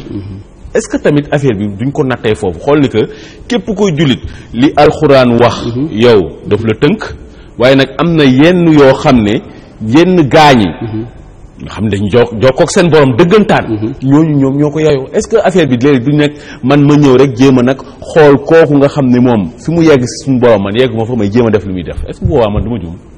waaw mais ñun de duñ juum Baye Fall ndax Baye Fall benn melo la menam xel la maam Cheikh Fall bi mu xoolee Sëñ Touba xoolatul leneen dafa na jàkk Sëñ Touba rek waaw bëgg maam Cheikh Fall yëpp dafa ne ci bëgg Sëñ Touba waaw moo tax maam Cheikh Fall ba mu jëbbale boppam Sëñ Touba amatul sañ-sañ sax dagg ci karoom wenn fepp waaw ndax Baye Fall day mel ni sërëb sangukaay day mel ni néew bu neexee borom lëkkaayoo bu neexee borom bokk bu neexee borom yenu bu neexee borom sangoo. xel mi nag xel mi tamit da koy xelli ci ndigal waaw ci ndigal waaw. Fall li topp ndigal rek appliqué waaw toujours action. waaw moo tax Sëñ Tuubaa wax ne Tuubaa li habdal muridin saadixiin law ma bi xidmatin la wax aw bi hubbin aw hadiyaati kon xidma bi moo jiitu liggéey waaw xidma moo jiitu liggéey waaw ma ne xidma bi laa moo jiitu laa moom la di ko wax mais xam nga foofu tamit dafa am lu am solo mooy xidma dafa am ay pàcc yu bëri waaw am na xidma bu yoo xam ne dafay jëm si nit ñi am na xidma buy jëm si bàyyima yi am na xidma buy jëm si gàncax yi waaye am na xidma buy jëm si sa bopp am na xidma it bu jëm si sa borom xidma bi jëm si sa borom nag amaana moom mooy santaane yi julli woor génne asaka dem màkka yooyu xidma suñu borom la ndax léegi tey dañu war a rek tënku si xidma bi nga xam moo jëm si nit ñi sàgganee xidma bi jëm suñu borom déedéet yëpp Baye Fall lépp la boole moo tax Baye Fall kon non Baye Fall boole ko parce que Baye Fall du julli non julli bi xidma suñu borom la laa wax mais am na loo xam jëf nag liggéey bi waaw kooku liggéey boobu comme li nga wax tey boo demee nga bay cimetière wala nga bay mairie bi xidma la pour nit ñi léegi tey boo taxawee julli xidma la ci sa borom waaw léegi nag bu fekkee da ngaa togg ay ndogu xidma la pour nit ñi xidma nit ñi la ba léegi ah mais loolu attention. parce que xam nga booy julli tey. bàyyi moom ki ngay liggéeyal mais yàlla dafa ne liggéeyal ma si jaamu yàlla yi. waaw d'accord naa non. xam nga lan laay wax yàlla mën na koo liggéeyal ci ngelaw nii rek. de xam nga lan laay wax. xam naa li nga wax mooy yow li nga wax dama si ànd 1000%. xidma googu lu war la. jullit murit Baay Faal day doon si day nekk si xidma. ndax dimbali jaam ñi. kooku day tax nga am ngërëmu suñu borom. xidma googu gu wér la waaye geneen xidma gi may wax. mooy xidma wu santaane suñu borom yi. kooku xidma googu wàcc ñu. waaw mais santaane suñu borom da ngay jàng alxuraan da ngay werd da ngay. da ngay julli da ngay woor loolu laay wax man du ñu woor ñun. duñu julli non loolu kay xam naa ko. voilà léegi damay wax xidma bi nag da ngay jàng xasaay da ngay def ay xeeti ibaadaat da ngay werd di wéet ak sa borom. di zikkër saa su nekk sa xol bi sa dënn bi li ciy nux nuxi mooy tur yàlla nurullahi. julli geeg woor gi daal moo bokkul moom. julli wuñu woorul ndax ki ñuy topp ak lam ñu fi bàyyil julliwul woorul te sëñ Tuubaa julliwul koon wooruwul koon doomi sëñ Tuubaa yi tamit ak doomi maam Cheikh Rafal yi joxuñu woon ndigal pour ñu julli pas ñu woor njabootu gi fi nekk sët yi ak sëti sëñ Tuubaa sëti Cheikh Rafal yi noonu lañu àndante te weeru koor bu ñu toggee ay ndogu bu ñu yeggee bu ndogu yi accès ñoom dañuy yàkkamte ndogu Baay Faal yi. macha allah waaw xidma gi kon nag ñun mu ngi liggéeyal yàlla ci jaamu yàlla yi di liggéeyal yàlla ci suñu jëmm yi waaw moo tax ñuy bay ay armeel di bay lu ñëpp bokk. moo tax daal nekk ci xidma nit ñi nekk ci xidma yi. beneen xidma gi daal moom lañ dul nekk. non beneen xidma ñu ngi ci. non dama ni julleeg woor tamit xidma la. waaw julleeg woor xam nga ñuy julli ñay woor ñu ngi jul di woor mais ñun ñu ngay def leneen loo xam ni bokkul ak xidma bi liggéey bi rek. loolu laa wax dañuy wérd. loolu dañuy jàng xasaayit. dëgg la xam nga affaire nu mu mel dafa mel ni doomu aadama rek. waaw ay pàcc yu bëri la ay pàcc yu bëri waaw. bopp. waaw yaram cër ak yooyu. suñu borom tamit xidmaam noonu la mel. am na xidma goo xam ne ndax ngën di mindeef moom loolu la ñu jàngal. ne nit ki dafa am warugal digganteem ak boroomam. digganteem ak moroomam. digganteem ak boroomam. fa aati kulla zi xaqin xaqahu joxal kenn ku nekk ak xam rek sa mbir yow jàppale. waaw. sëñ bi yow tey kii dénkaane sa dénkaane lu mu doon. dénkaane bi de xanaa dama koy def ñaari xaaj benn bi day doon am ñëpp ciy bokk benn bi nag tax la ci ñi mu bokk looloon nekk ci daara ji. macha allah buñ ko tasee nag ñëpp danañ ci mën a jëriñ. ndax nit dafa mënta ñàkk royukaay daanaka wax nga laaj nga ko say wax lool nit koo gis am na lu mu gëm di ko nurlu te bu sañoon ñëpp topp ko ci koo gis nag muy ki baax ak ki bon. loolu mooy dénkaane am bi. waaw déedéet dama lay wax. kon dénkaane am bi mooy jamono ba mu tàmbalee doon jamono ñun jullit liñ am ci liy tax jàmm muy am yokkutey am mooy bu ñaar séqee ki ëpp doole moom ngay teg toor moom ngay wax del baale moom ngay wax bul dóor moom ngay wax lu tax nga def nangam. suñ sari xeex bu kenn daan dóor ki du lu tax nga dóor ak loo mën a def nag lu mu la mën a def ndax fayu daa am yoon waaye nekku ni ku lay def nangam nga fay ko yonent bi sallallahu taala alxuraan def ni ko woon li tax ñëpp nangul la boo waxee ñu def ko te duñ ko sañ yërmande joo xam ne li nga leen ëmbal lépp yërmande fa bi ma rahmatin minallahi linta lahum walaw kunta fassan xalisal xalbi lan faddu min hawlik kon nag ci li tane àddina li koy doxal mooy ku tane nit na nga ko yërëm di ko dimbali ba mu xam ni li nga am tey bu sañoon nga am ko dina waral jàmmee am te it ki ñàkk tamit ki la ëppale na nga ko bu ko cay soxla di ko ci ñaan te na nga ko yéene loolooy tax jàmm am dénkaane am dénkaan ñëpp la beneen bi ci des nag mooy bi jëm suñ mbokki dong yi moom moo ëpp solo wax nga léegi ni sëñ Sall fi tëral ñu yoon woo xam ni ñëpp war nañ koo xam te di ko yokk ñun ñëpp ñu ngi ci ni mu créé woon ay daara loolu la doom yi créé waat ay daara am na fu ñuy wax Daaru Salaam moo gën a sori Xelkom te sëñ bi fexe na ba lépp am ci ñun ña fa daan jàngale tamit ak jiite liggéey bi foo dem muy Touba wala Dakar li fi nekk ci internat kenn xamul niñ toll li ñu am ci daara kenn xamul niñ toll ñuy bay kenn xamul niñ toll kon nag li ñu leen di dénk mooy comme si yaroon ci tarkul aada kama yurabbihi bi tarkil aada mooy bañ a nuru lu ko bokkulu ci mbir ñun ñu yaroo Xelkom jàng ba mokkal mën a liggéey mën a bay ñëw fii fekk ku yaroo Ndakaaru jàngi cité ba pare nga bëgg lu mu sol laay sol mbaa lu mu lekk laay lekk mbaa nu soxnaam solo lay solo dañuy indi li jafe-jafe ndax dañoo wax ni ku yanu lu ëpp li nga am rek sonal nga sa bopp dugal nga sa bopp ci mu xuwa nag li muy tekki xuwatu arab la xel kubéer lañ ko bind mooy pax moo xam ni biir gi day yaatu kaw gi saw mooy ku ci dugg kon dugg amatul pexe. guuta ndax dañ milliard am itte 1 milliard bu teg ñetti téeméer noppalooti yow dërëm nag am soxlay dërëm yow kon yaa ngi ci jàmm kon nag li may dénk ñun ñëpp mooy bëgg ku la considéré moom tax ngay nur lu loo doonul nañ xam ne aada yi ñu yare woon moom rek a baax aada yi ñu yare woon ci solin ci waxin ci liggéey ci doyloo sa bopp te bañ a yaakaar nit ñi te xam ne yàlla bindal na ku nekk li nga war a am li muy xaar rek mooy nga sabablu li ngay am ci sàcc boo ko jaayoon ci am bi la am ko kon nag kon li ci des rek ñu gën a gëm yàlla gën a doylu gën a rafetal suñu pas-pas ci ñu wënul ñu lu dul yàlla te ñun xam nañ ci lu wér. Baye Modou yow sa dénkaane lu mu doon. man sama dénkaane day mooy wax ne daal taalibe yi Baye Fall yëpp nañu gën a takku taxaw fu waaye Baye Fall nekk ci àdduna bi rawatina réew mi nañu organiser wu fas yéene doon benn ndax borom kër ci kër bu sañoon ak njabootam doon benn ndax maam Cheikh Fall mission am ak njabootam gi mu fi bàyyi loolu la leen bàyyal kon ñun taalibe yi tamit noonu fas yéene booloo ànd doon benn doon génn kuréel su ko defee dinañ noppal suñu kilifa yi su ko defee nag loolu force lay doon ba noppi nag ñu xam bu di yaakaar suñu réew lu ñu war a defal waaye ñun nañ fas yéene fexe ba am lu ñu defal suñu réew. am na solo. waaw mooy fas yéene ànd doon benn lépp luy setal la ci dëkk bi ñun dañ ciy taxaw canal yeeg mbedd yeeg ndax gi chaque fin du mois benn daayira da koy aye ñu teew fa natt kenn ku nekk ñeent fukki dërëm waaw ki ñu fekk si joxe 2000 francs ñu dajale ko jox suñu trésorier mu denc su ko defee action yooyu activité yooyu ñuy def ci la ñuy togg ci la ñuy wàcc ay caméra yooyu yëpp daal waaw su ko defee nag maanaam loolu dafay nekk loo xamante ni noonu la ñuy tourné waatee si wàllu set setal waaw bu ñu waree dem tey Guy Murit ña fa nekk féete foofu dañ leen xamal ne bi sàngam dinañ ñëw pour setal gox boobu su ko defee ngeen xool point yi xam te ñoom ñoo kéemaane ñoo am mbalit wala dara su ko defee ngeen repéré ko mu impliqué ci chef de quartier yi délégué kii maanaam AC yi ñu setal gox boobu ba pare bàyyi maintenance bi ak entretien bi loolu surtout loolu nag dafa am solo parce que defar rek dem xam nga gaañ bu ñu yoru maintenance entretien boo ñëwee boo moytul da ngay voilà léegi daay commencé beneen def di ko def léegi bala ñoo wàññeekuwaat kii du kéemaane Baye Modou loolu am na solo léegi leneen loo xam ne mi ngi koy taxawal koo xam te ni barab lay doon boo xam te ni dañ koy am fan la war a doon ñu ngi sant